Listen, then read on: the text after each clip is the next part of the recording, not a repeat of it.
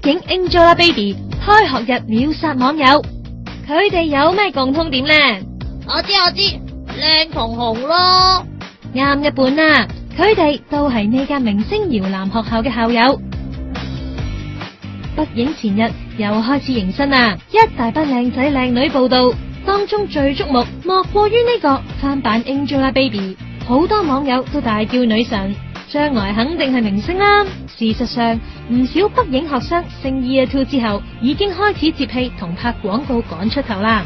咁快就搏到準，傳聞有啲學生仲會瞓身添啊！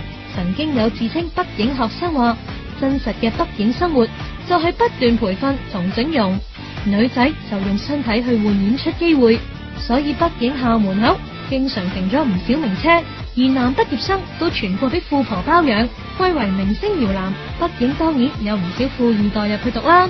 曾經有北影考官同家長講話，冇30萬人仔都咪使仔女可以入到去啊！